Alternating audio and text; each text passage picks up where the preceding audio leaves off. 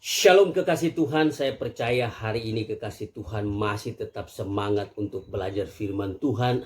Saya juga berdoa agar supaya kekasih Tuhan selalu diberkati Tuhan dengan berkat kekuatan, kesehatan, damai sejahtera, sukacita berlimpah-limpah di dalam kehidupan kekasih Tuhan.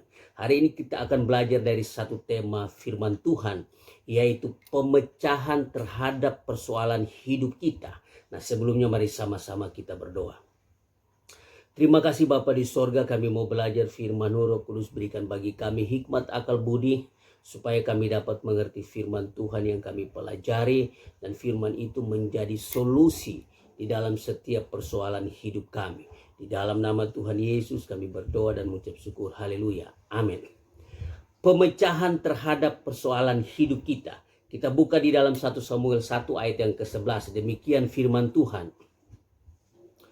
Kemudian bernasarlah ia, katanya, Tuhan semesta alam, jika sungguh-sungguh engkau memperhatikan sengsara hambamu ini dan mengingat kepadaku dan tidak melupakan hambamu ini, tetapi memberikan kepada hambamu ini seorang anak laki-laki, maka aku akan memberikan dia kepada Tuhan untuk seumur hidupnya, dan pisau cukur tidak akan menyentuh kepalanya. Nah, kekasih Tuhan, selama kita masih hidup di dalam dunia ini, selalu ada saja persoalan-persoalan yang kita hadapi dalam hidup kita. Oleh karena itu, kekasih Tuhan, kita harus mempersiapkan diri kita agar ketika persoalan itu terjadi dalam hidup kita, maka kita bisa memecahkannya. Kita bisa menyelesaikan setiap persoalan-persoalan yang terjadi dalam kehidupan kita. Nah, kekasih Tuhan, lebih baik memecahkan masalah daripada tidak melakukan apa-apa. Kita diam saja tidak melakukan apa-apa. Lebih baik kita melakukan sesuatu untuk memecahkan persoalan-persoalan yang kita hadapi dalam hidup kita. Nah, kekasih Tuhan, mari kita melihat dan memahami apa yang sedang terjadi dalam konteks ayat yang tadi kita baca. Nah, kekasih Tuhan, dalam konteks ayat yang tadi kita baca, Hana menghadapi masalah yang cukup berat pada saat itu. Hana menghadapi masalah yang sangat berat. Nah, kekasih Tuhan, ceritanya seperti ini. Nah, suami dari Hana ini bernama Elkana. Nah, Elkana ini punya dua istri. Istri yang pertama yaitu Hana, dan istri yang kedua yaitu Penina. Nah, kekasih Tuhan, apa persoalan akar masalah yang dihadapi Hana pada saat itu? Nah, sangat berat kekasih Tuhan. Nah, persoalan akar permasalahan yang dihadapi Hana pada saat itu, yaitu dia tidak punya anak. Dia selalu dihina oleh Penina, istri kedua dari suaminya. Nah, kekasih Tuhan, biasanya seperti itu. Kalau istri yang satunya tidak punya anak, itu selalu dihina-hina dan sebagainya. Nah, kekasih Tuhan, itu yang dihadapi oleh Hana pada saat itu.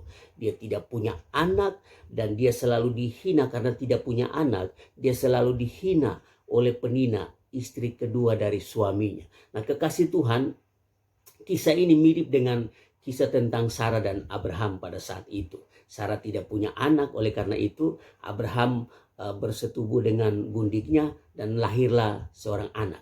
Nah, hampir sama dengan kisah itu, kekasih Tuhan. Nah, mari kita melihat sama-sama, kekasih Tuhan.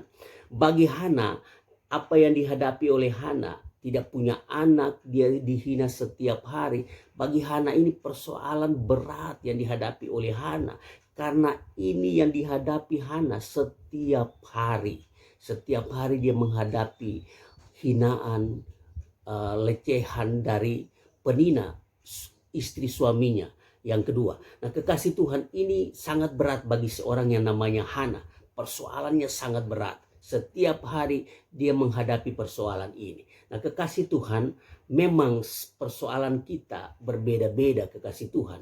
Tapi intinya bahwa kita semua punya persoalan yang mungkin sampai saat ini belum terpecahkan, alias mungkin belum terselesaikan, belum selesai. Sampai saat ini mungkin kita masih punya persoalan-persoalan dalam hidup kita yang belum terselesaikan. Nah, kekasih Tuhan, oleh karena itu, mari kita melihat solusi apa yang dilakukan Hana pada saat itu. Apa yang dilakukan Hana ketika dia tidak punya anak, ketika dia dihina setiap hari oleh penina pada saat itu, apa yang dilakukan dia? Nah, ternyata kekasih Tuhan yang dilakukan Hana pada saat itu, yaitu dia bernasar kepada Tuhan. Ayat yang tadi kita baca sangat jelas. 1 Samuel 1 ayat yang ke-11. Kita baca ayat ini lagi.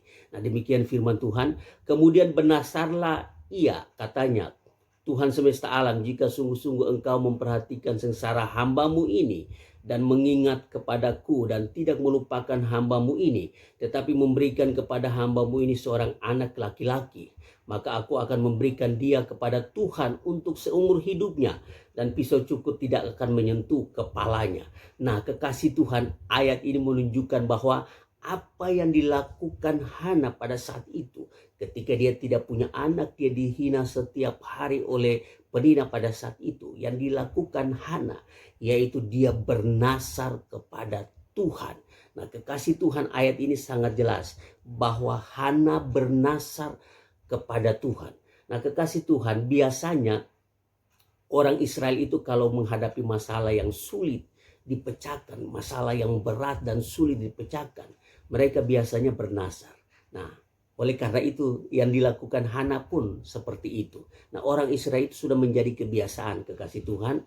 Kalau masalah yang sangat berat, susah dipecahkan, belum terselesaikan dan berat, mereka itu, yang mereka lakukan itu mereka bernasar kepada Tuhan. Ini sudah menjadi kebiasaan bangsa Israel pada saat itu. Nah, kekasih Tuhan, kita akan melihat apa yang menjadi nasar Hana, dia melakukannya, kekasih Tuhan. Ketika Tuhan menjawab doanya, ketika Tuhan memberikan Hana seorang anak pada saat itu.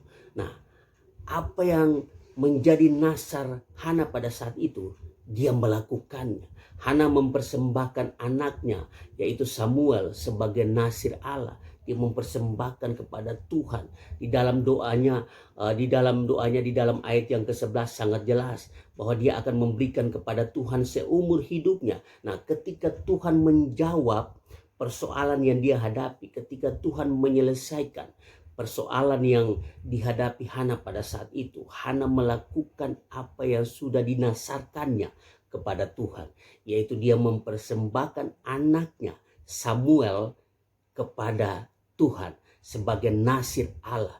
Bahkan dikatakan pisau cukur tidak akan menyentuh kepalanya. Dia melakukan apa yang menjadi nasarnya. Dia melakukannya. Hana setiap melakukannya. Nah, kekasih Tuhan, Tuhan menjawab persoalan yang dihadapi oleh Hana pada saat itu. Nah, ketika dia tidak punya anak, dia dihina setiap hari oleh penina pada saat itu. Dia melakukan apa yang ia lakukan. Dia bertindak, dia melakukan apa yang dia bisa lakukan, yaitu dia bernasar kepada Tuhan. Nah, kekasih Tuhan, pada akhirnya Hana mencari Tuhan untuk memecahkan dan menyelesaikan persoalannya. Dia mencari Tuhan. Dia tidak cari yang lain.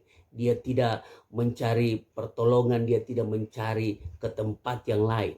Dia mencari Tuhan pada akhirnya untuk menyelesaikan persoalan yang dia hadapi pada saat itu. Dia mencari Tuhan.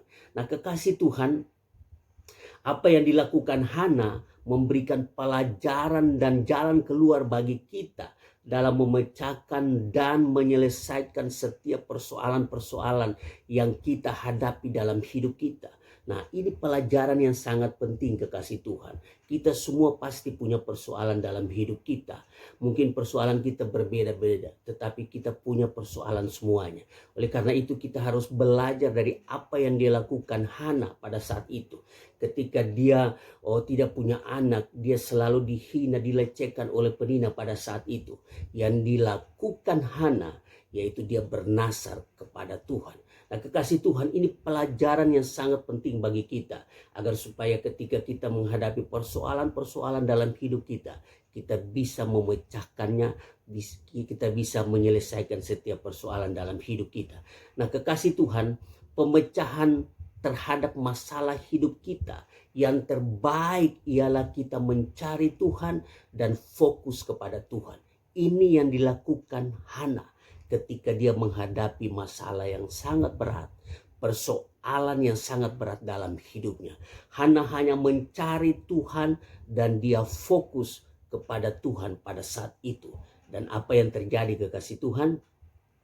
Tuhan menyelesaikan persoalan yang dia hadapi. Tuhan menjawab setiap persoalan yang dia hadapi pada saat itu. Tuhan memberikan anak kepada Hana pada saat itu. Tuhan menyelesaikan semua persoalan yang dihadapi Hana pada saat itu.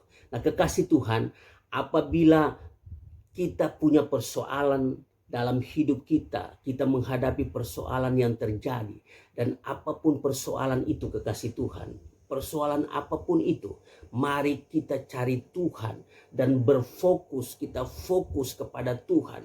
Karena itu solusi yang terbaik kekasih Tuhan. Solusi yang terbaik ketika persoalan terjadi dalam hidup kita. Ketika kita menghadapi persoalan-persoalan masalah dalam hidup kita. Solusi yang terbaik yaitu kita mencari Tuhan dan fokus kepada Tuhan. Ini pelajaran yang diberikan Hana bagi kita. Agar supaya kita mampu menyelesaikan setiap persoalan-persoalan dalam hidup kita. Catat baik-baik kekasih Tuhan, solusi terbaik ketika kita menghadapi persoalan-persoalan dan masalah-masalah dalam hidup kita, yaitu kita mencari Tuhan dan fokus kepada Tuhan. Itu solusi yang terbaik yang harus kita lakukan. Dan kalau kita melakukan itu kekasih Tuhan, maka kita akan menyaksikan karya Allah nyata dalam kehidupan kita.